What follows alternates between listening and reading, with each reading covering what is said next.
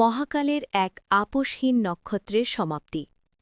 বিএনপির চেয়ারপারসন ও সাবেক প্রধানমন্ত্রী দেশনেত্রী বেগম খালেদা জিয়ার আত্মার মাগফিরাত কামনায় সাভারে অনুষ্ঠিত হয়েছে দোয়া ও মোনাজাত। আজ মঙ্গলবার সন্ধে ৭টার সময় সাভার উপজেলার মজিদপুর স্কুল মাঠে এই দোয়া ও মিলাদ মাহফিল অনুষ্ঠিত হয়।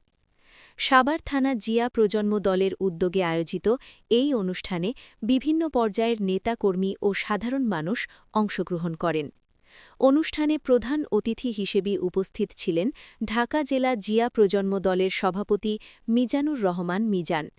বিশেষ অতিথি হিসেবে উপস্থিত ছিলেন সাভার পৌর জিয়া প্রজন্ম দলের সভাপতি ইমরুল ইসলাম ইমন ও সাধারণ সম্পাদক মোহাম্মদ মানিক হাজি, সার্বিক তত্ত্বাবধানে সাভার থানা জিয়া প্রজন্ম দলের মোহাম্মদ রুহুল আমিন সহ স্থানীয় নেতৃবৃন্দ। এ সময় ইমরুল ইসলাম ইমন বলেন, দেশনেত্রী বেগম খালেদা জিয়া বাংলাদেশের গণতন্ত্র ও মানুষের অধিকার প্রতিষ্ঠার জন্য আজীবন সংগ্রাম করেছেন। তার নেতৃত্ব, ত্যাগ ও আপোষহীন অবস্থান আমাদের জন্য অনুপ্রেরণা। আমরা আজ তার আত্মার মাগফিরাত কামনা করছি এবং মহান আল্লাহর দরবারে দোয়া করছি তিনি যেন তাকে জান্নাতুল ফেরদৌস নসিব করেন। দোয়া মাহফিলে দেশ, জাতি ও গণতন্ত্রের কল্যাণ কামনা করে বিশেষ মোনাজাত পরিচালনা করা হয়। দোয়া ও মিলাদ মাহফিল শান্তিপূর্ণভাবে সম্পন্ন হয়।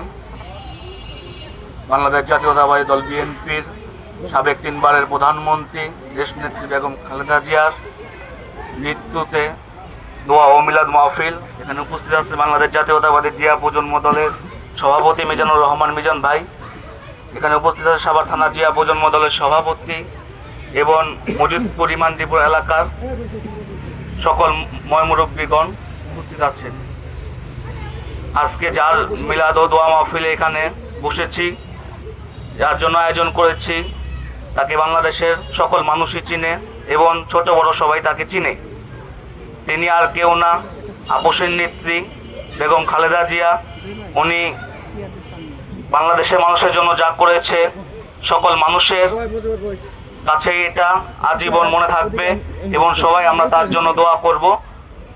আল্লাহ তাআলা যেন ওনাকে জান্নাতুল ফেরদৌস দান করে, এই বলেই আমি আমার বক্তব্য শেষ করছি। আসসালাম।